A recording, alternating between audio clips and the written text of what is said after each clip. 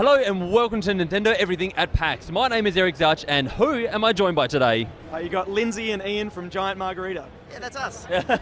Now, why don't you tell me, you guys have 3 games on the go now, although 2 are already released. Why don't you tell me about them first of all? So our first game was Party Golf, which is golf where everyone is shooting at the same time, trying to get into the hole first, so it's a race. And we've taken all the boring things of golf and thrown that out the window. Our second game is Party Crashes, which is a last car standing vehicular combat racer. And our most recent game is Party Poppers, and that's only about 2 weeks old, very much in the early prototype stage, and that is a bunch of cute dinosaurs trying to pop balloons. Popping the most balloons means you win. And I noticed you guys have used, because you have a kind of theme going here, you've used a lot of the look and the feel of the game to help build the code for the next game, obviously. And so I guess you can kind of pop them out a little bit quicker this way. Yeah, absolutely. So Poppers, I'm talking about your development here, but yeah. the game that we've got shown behind us here at PAX was basically made in 2 weeks because of what you're talking about there, that the code base for Party Golf and Party Crashes, we've built upon that each time, and it's getting more and more rickety, like a Jenga tower, you called it last night. But, it does speed things up. Yeah, it does, and we want our players that are following our series of games to have familiarity in the menus and things like that. So we change things a little bit and try and make things better as we go, but we want it to be really recognizable so people can just jump in and know exactly what they're doing and what they're in for. Beautiful. Well, the games have actually been a big success, especially in my household. I cannot drag my partner away from Party Golf. She is in love with it at the moment. But did Party Golf's success kind of give birth to the genres that you've got going on and following the theme, or was it always a plan to kind of release these games as keep going type thing? It was definitely that Party Golf was so well received that we were like, would be silly not to make some more games like this, because we got this so right that we want to see if we can do it for other genres that we like. Car racing was a natural one for us because there's a couple of games like Mashed and Wrecked that we love as car racing games, and we still play the PS3 version of Wrecked. We're like, if we're still playing this game like after about 10 years, maybe we should make something like that. So that's what we tried to do.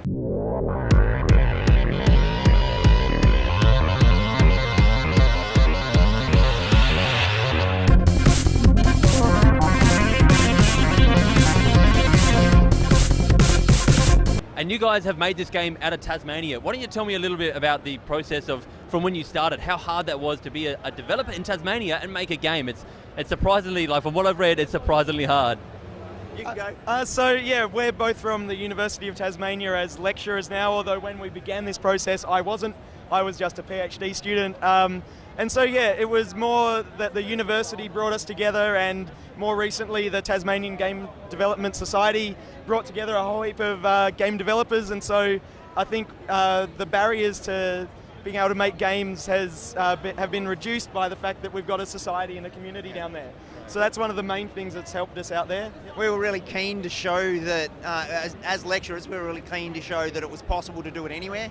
We kept saying it to our students, Lindsay included, but no students had been able to do that themselves. So we were like, well, we're going to do it. We're going to prove that you can. Yep. So we built Party Golf really fast, brought it to PAX, did a Kickstarter, got picked up by PlayStation in 6 months, from start to that, and then we built upon that early steps to build everything else, to get in friendly with the Xbox folk, get in friendly with the Nintendo folk, and get all the stuff to be able to develop for them as well. And being in Tasmania doesn't stop us doing any of that at all. We have great NBN down there. Yeah. So you guys got into the Nintendo folk eventually. What kind of was that process like? Was it helpful that you guys were with PlayStation and Xbox first, that kind of get you on the doors with them, or was it like they just approached you and said, hey, this looks really cool? The first year that we were showing Party Golf, we actually had people from Xbox and Nintendo say, hey, this looks pretty cool. But at the time, Nintendo wasn't offering Switch dev kits to people like us because we're just too small to getting started. They wanted to have established indies doing the Switch to begin with, as far as we could tell from the outside. So it did actually take them to get a little bit more comfortable with what they wanted on the Switch, and to be more comfortable with knowing that we could ship a product. Okay. So trillions of combinations. Did you ever sit back and just go, we've gone too far, or do you just like, I want to add more? Absolutely not. So in Party Golf we had 300 different options, and that led to the trillion combinations. In Party Crashes we have 800 different options. And so all that really meant was that we needed a better menu system to make it easier to navigate through those and find the best ones. And I'm convinced that this new game that we've got here is going to have 1,000. Oh, no. I've been telling people, I've promised. I've been telling people we're not doing 800 again, we're doing less. Oh, At no. the moment we have about 20. Like, Yeah, we've got a long way to go. From 2 weeks, so in 1 year we'll have, oh wait. Maths is hard. Yeah, maths is hard, don't make me do it. And I know you guys use events like this to help take feedback and help kind of gather what other people might have ideas and stuff like that. Are there any kind of ideas that you're still thinking of implementing, like that maybe have been too hard to implement so far, or that you still want to implement into the game? I guess when it comes to poppers, Ian's been getting ideas from people all day, and he'll be able to talk about that. But in terms of... Everyone's telling me to put a portal gun in. It's Oh. probably going to happen. Yeah, that'll probably happen. That's fantastic. So what's your favourite way to play Party Crashers? Or, you know what, I'm going to accept either of them, Party Poppers, Crashers or Golf. Like, what's one of your favourite modes to play those games in? My favourite in Party Golf is to play Rat King mode, but then to turn on checkpoints. This probably means nothing to your viewers who haven't played the game, but basically in Rat King mode, yeah, you should play the game. In Rat King mode, when the balls collide, they stick together, and so you all become one big team, but you're not really a team. And fighting that's first right. person in the hole out of your conjoined bowl of doom. Yep. Still wins. And we combine that with checkpoints where you've got to go through some other things before you go into the hole. Makes it more likely that collisions will happen. And a lot of people get phased out of being able to get some of the earlier checkpoints because the rest of the Rat King has moved on. I love that. I just love the way that it happens because it wasn't something we designed, and we just found that combination and went, that's awesome. That was pure convention floor play, where I was like, oh, let's try something different, put some stuff together, and went, well, this is the best thing we've ever done. Really pay attention to this, because I'm like sitting here absorbing this information at the moment, because there are so many ways to play it that like every time I pick it up I'm like, this is a different game than what I was playing before. So I'm excited to get home and actually try that mode now. Please do. Now, Ian, I've been told you're a wizard at Party Golf, and since adding the online leaderboards, have you been able to assert your dominance, or have the fans kind of taken over? Oh, when we added those online leaderboards, I did spend a bit of time on there making sure I was #1 everywhere, because we had it so that it would actually show a little Giant Margarita logo. So I wanted people to know that they were like developer times. Yeah, yeah. But I haven't been back for a while to see if I've been absolutely schooled. Because it's only on the Steam version at the moment, right? It is only on the Steam version at the moment. Yeah. So yeah, I have not checked out whether or not the community has risen to the challenge, because there are certainly some levels where I had to play them for like hours and hours to even get through the level. And so anybody else getting past those, I would like, it would be hats off to them as far as I'm They've gone to a fair effort to get past them. This neon 80s look that you've kind of stumbled upon there, was that a result of just growing up in the 80s, or were you like, is there some other inspirations here that I don't know? Certainly- He did not grow up in the 80s. Certainly not. I'm a 90s kid. Ian grew up in the 50s, so what are you going to do? Oh, hush. Yeah. No, what actually happened was we got a graphic designer friend of ours who also didn't grow up in the 80s to set down the tone of what Party Golf looked like, and they kind of picked that, although at the same time, Lindsay also made the neon crazy background thing happening, like an old 70s dance floor. Yeah, like a Jumbotron or like, a discotheque. Is that what you call it? Yeah. Red light discotheque, yes. Something like that. Don't know what you're talking about at this point. Yeah. If you guys could get away from the party game genre, have you thought about what you would like to do in other areas of gaming? I've wanted to make a rally game. So in Tasmania, we have a rally series called Targa Tasmania. I want to take mapping data and make a rally game that's really realistic in Tasmania. Other things? I would love to make a Metroidvania, but I saw a talk recently where they were talking about the best kind of games that you could make to maximize your potential of sales, and they said don't make a single player Metroidvania indie, and it was like everything I wanted to make. I was like, oh. I know. It's what we all grew up on, it's what we would love, but now there's just a flood of them, so it's just like stay away from that. So probably not. Yeah. I'll come up with something else. Just come up with something.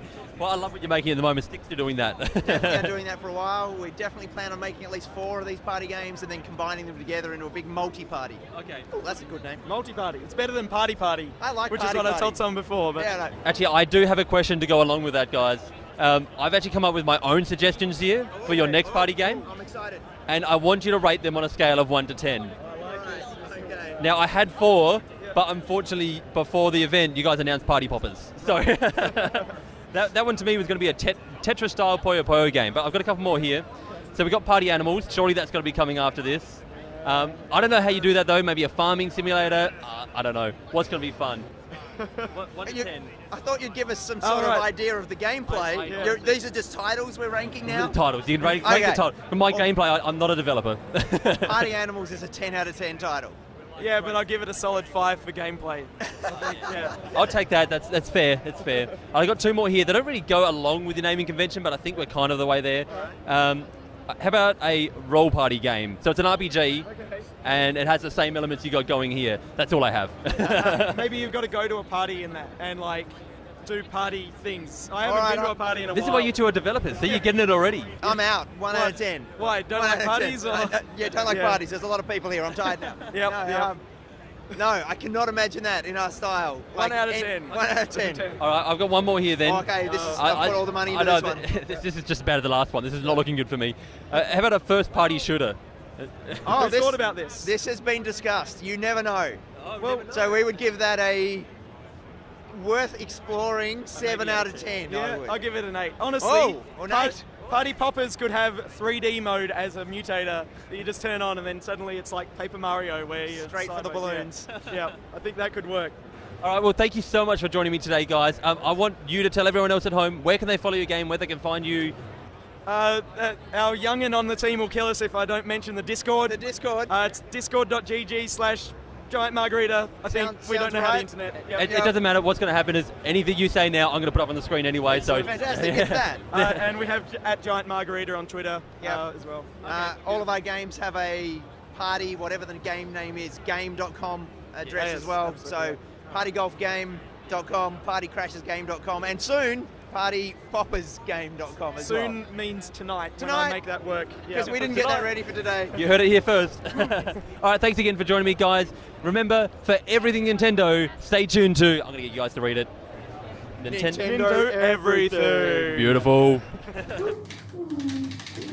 It makes me sad that Tail never. I'm rubbing against the pink one. Hello. Hello. Ooh. Anyway.